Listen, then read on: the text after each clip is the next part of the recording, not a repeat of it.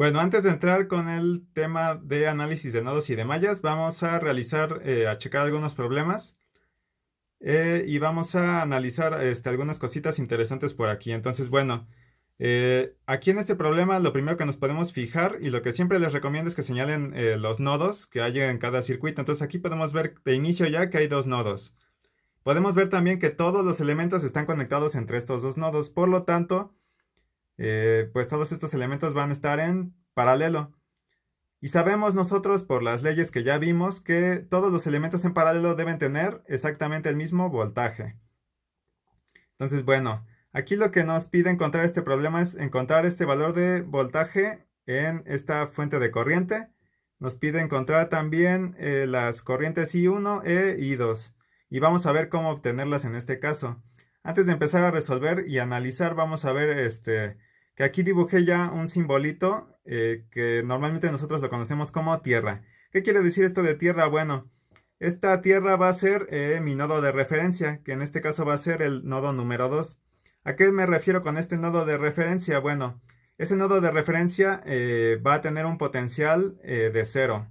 Entonces a eso se refiere con la tierra. Esa tierra va a servirnos a nosotros como referencia y por lo tanto nosotros decimos que en ese punto o en ese nodo va a haber un potencial de 0. Entonces, bueno, ya sabiendo todos estos aspectos, vamos a ver cómo encontrar primeramente el valor de V subíndice S, que es el valor de voltaje en la fuente de corriente. Entonces, bueno, como ya sabemos que el voltaje aquí es 12 volts y todos están en paralelo, sabemos que todos estos elementos deben tener el mismo voltaje. Por lo tanto, este V subíndice S también tiene que ser de 12 volts. Entonces, ¿qué más nos pide encontrar aquí el problema? Bueno, nos pide encontrar los valores de las corrientes.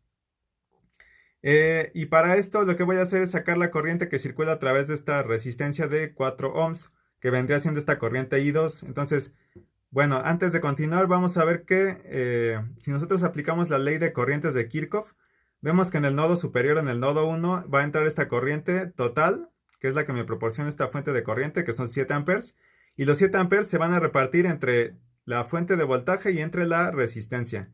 Entonces la corriente que circula a través de la fuente de voltaje va a ser I1 y la corriente que circula a través de esta resistencia va a ser de I2. Entonces, bueno, vamos a ver cómo sacar esta corriente que circula a través de esta resistencia.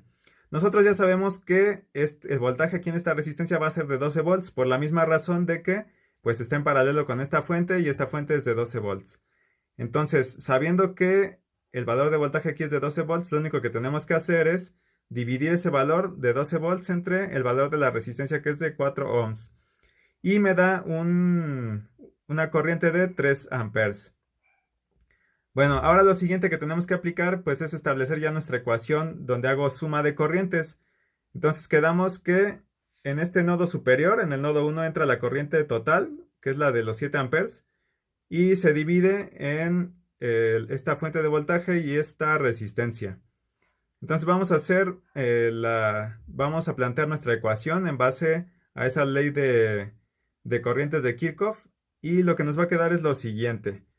Nos va a quedar que IT es igual a la suma de I1 más I2. Recuerden que esa ley de ampere de corriente de Kirchhoff me dice que la suma de las corrientes que entran a un nodo es igual a la suma de las corrientes que salen de ese mismo nodo.